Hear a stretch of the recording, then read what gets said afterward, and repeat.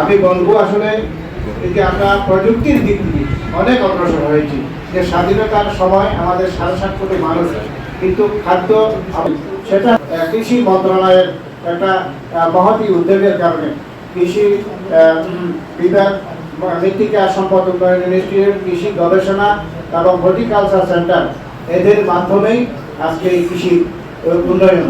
আমাদের এখন যান্ত্রিক কৃষি শুরু হয়েছে, যান্ত্রিক কৃষির কার্যক্রম চলছে। আমাদের সেই মান্দাতা আমলের আমি ব্যক্তিগতভাবে যখন গরু নিয়ে হাল চাষ করছি, সেই গরুর হাল চাষ এখন দেখা যায় না। আমাদের এখানে হাটাজারিতে অসংখ্য জমি মানবাদী রয়েছে, এগুলো কিন্তু আমাদের আওতায় আনার জন্য সরকার, উপজেলা প্রশাসন, কৃষি বিভাগ এরা চেষ্টা করছে।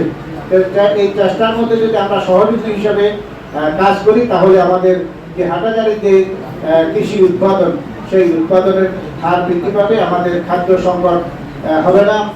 আর আরেকটি বিষয় যেটা, 720 জন কৃষককে এবার দেওয়া হচ্ছে।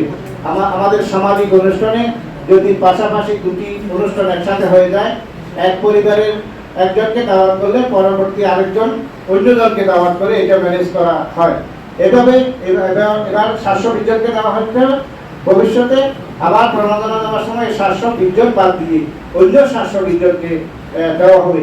এই জন্য আমাদের মনোপূর্ণ হওয়ার কিছু নেই, সবাই একসাথে পাবো না। আমাকে অনেকে বলে বারবার দেওয়া হচ্ছে, আমি বললাম যে অমুককে আসলে বারবার দেওয়া হয় না, ওনাকে একবার দেওয়া হয়েছে, পাশে আরেকজনকে দেওয়া হয়েছে। এভাবেই সরকার সবাইকে দেওয়ার জন্য চেষ্টা করছে পর্যায়ক্রমে।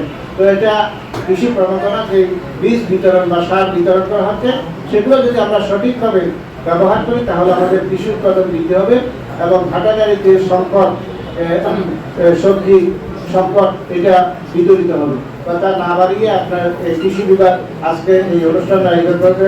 আমাদের ইউনো মহোদয়ের আরেকটি মিটিং চলছে।